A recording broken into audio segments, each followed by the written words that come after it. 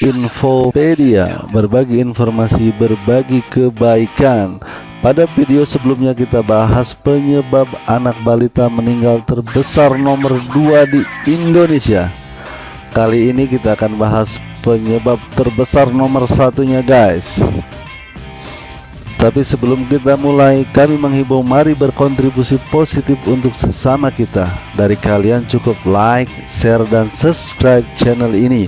Kecil bagi kalian tapi besar bagi kami. Thanks guys.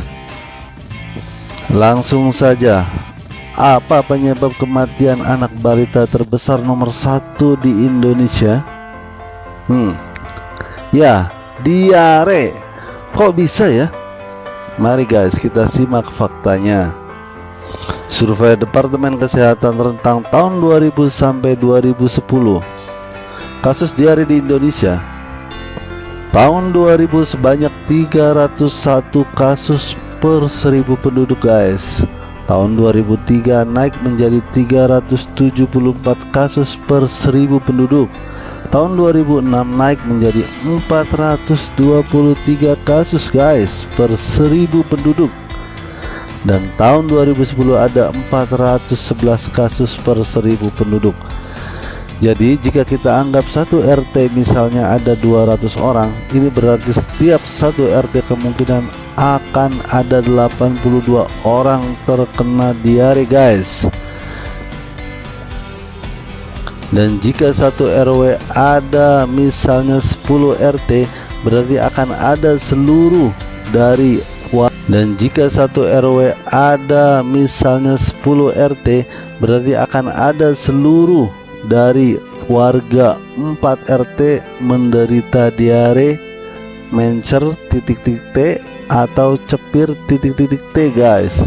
Lebih lanjut kemungkinan akan ada 4 Pak RT yang kena mencer TTT atau cepir TTT, guys. Hahaha, canda guys. Tapi serius nih guys, status KLB untuk diare masih sering muncul. KLB apaan sih? KLB itu kejadian luar biasa, guys. Itu adalah salah satu status yang diterapkan di Indonesia untuk mengklasifikasikan peristiwa penyakit yang merebak dan dapat berkembang menjadi wabah penyakit, guys. Istilah KLB dapat dikatakan sebagai peringatan sebelum terjadinya wabah.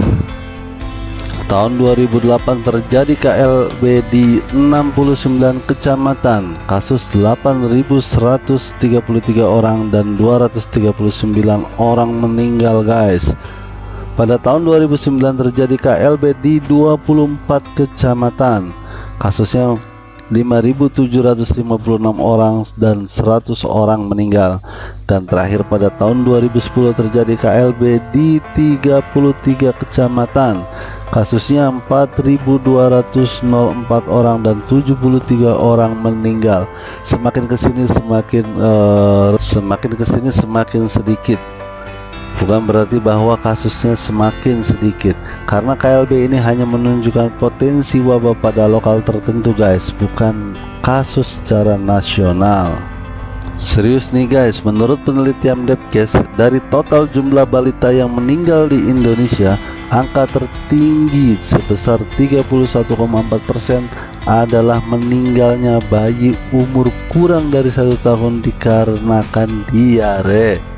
Dan pada kelompok umur 1-5 tahun, jumlah meninggal tertinggi sebesar 25,2% meninggal karena diare, disusul 15,5% meninggal karena pneumonia di nomor kedua. Jadi guys, diare adalah penyebab kematian balita tertinggi di Indonesia. Percaya guys?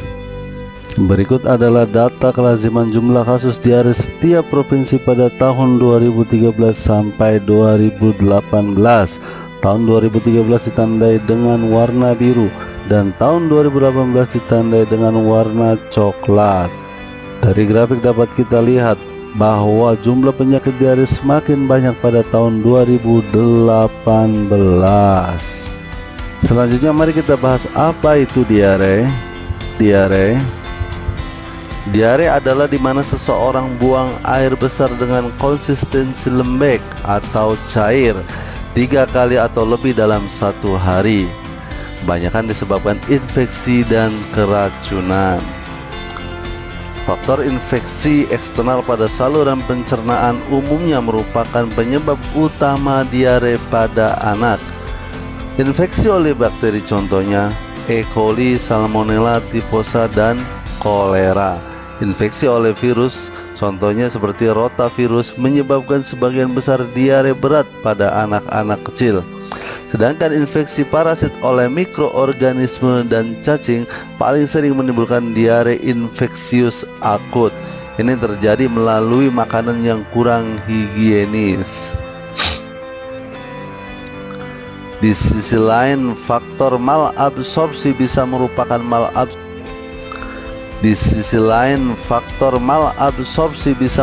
malabsorpsi karbohidrat dan lemak. Sebagian bayi mungkin ada yang sensitif terhadap protein susu sapi yang terkandung dalam susu formula. Ini juga dapat menyebabkan diare. Cara sederhana mengetahui derajat dehidrasi akibat diare adalah dengan mengecek derajat kelenturan kulit atau biasa disebut turgor. Cubit kulitnya dan lihat seberapa lama kulit itu kembali ke tempatnya. Awas jangan gergetan ya guys. Awas jangan terlalu gergetan ya guys. Lantas bagaimana pengobatan diare menurut Kemenkes? Nah, itu meliputi ada lintas diare. Lintas itu 5 langkah tuntas. Di antaranya adalah pertama, rehidrasi menggunakan oralit. Jika dalam kondisi emergensi tidak ada atau tidak ditemukan oralit, bisa dipakai juga air tajin atau kuah sayur. Yang kedua adalah pemberian zinc.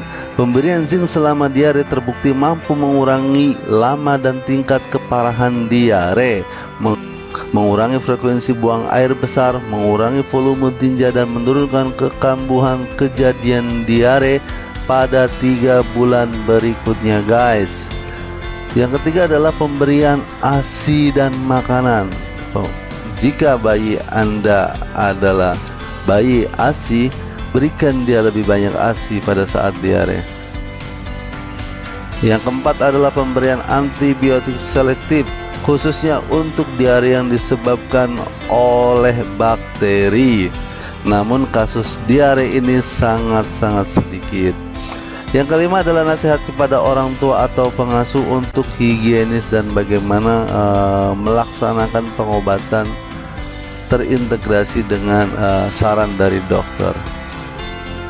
Demikianlah guys, terima kasih telah melihat video ini. Mulailah berbagi kebaikan dengan please share untuk mereka-mereka yang kita sayangi.